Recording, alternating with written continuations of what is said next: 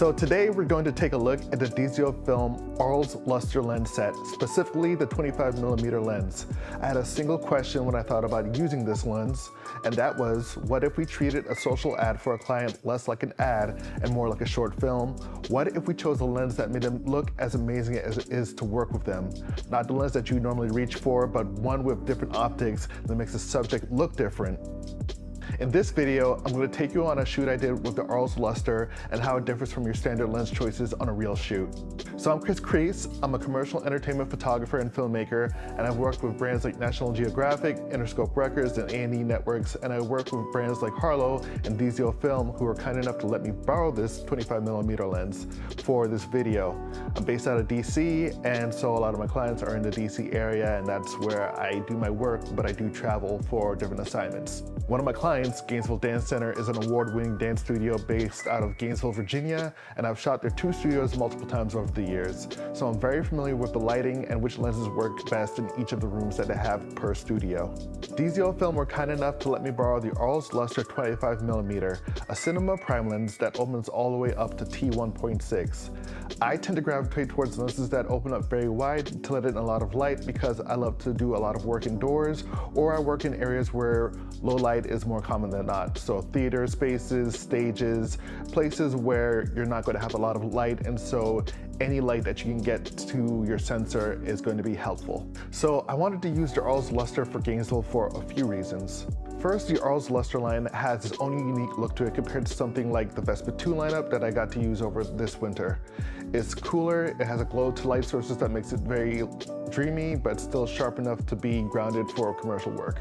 2, having used the Vespa 2s during the holidays, I really loved how smooth the gears turn for focus pulling and closing down the iris. It makes it really easy to dial in the exact settings I'm looking for in real time.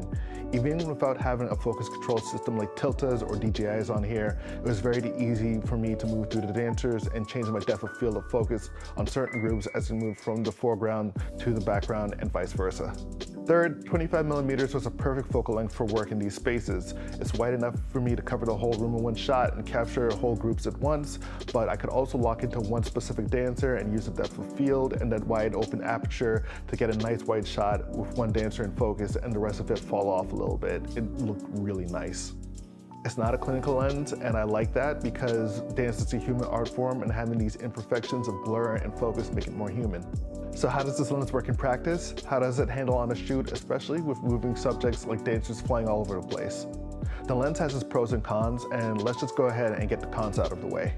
First, this lens is heavy. Even on my Sony FX3 rig with all the Condor Blue support accessories that I put on it, it's still a mini behemoth of the lens to balance out. Holding the rig for multiple takes started to hurt after about 45 minutes of constant shooting. Second, if you're pulling focus between 2 small distances, manual focus pulling is very doable. But if you're doing it going from one extreme to the other, it's such a large gap between the two that it becomes very clear you need something to help you pull focus. On the plus side, there's a lot of great things about this lens. To start, while that focus throw is huge and it would be a problem or could be a problem without a focus puller or an adapter, having that large of a throw means that you can really control how smooth you pull your things into focus. Next, this lens is part of a 10-piece set of lenses. That means you have plenty of options from an ultra-wide 14mm for establishing shots to a very tight 180mm for detailed ones. Having that many options is really reassuring, knowing that any of the lenses in this set are matched in rendering, and I have a variety of options to help tell the best story. Finally, the cool halation that this lens has really works well for intentionally using the lights of the studio. It makes the background disappear, and when working with people, I like adding some warmth to skin tones to add more life to the subject.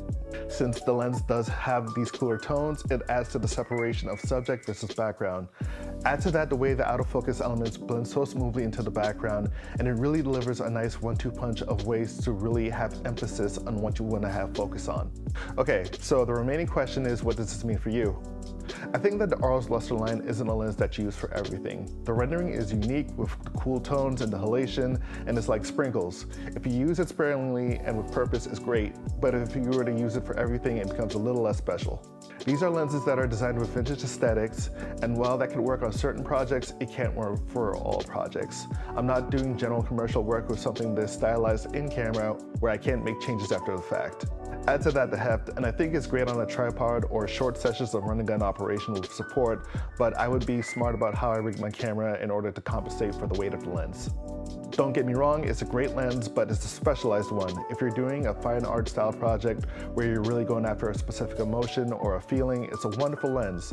But if your work is more commercial, more true to life, and not so stylized, or you want to have the ability to add your stylization in post, go for the Vespa 2s, go for the regular Arles line to get that look. But those are just my thoughts. I hope this was helpful. If you like this video, be sure to hit like. If you want to see more videos like this in the future, be sure to hit subscribe. My name is Chris. I am Creaseworks everywhere, and you will see me in the next video. 1.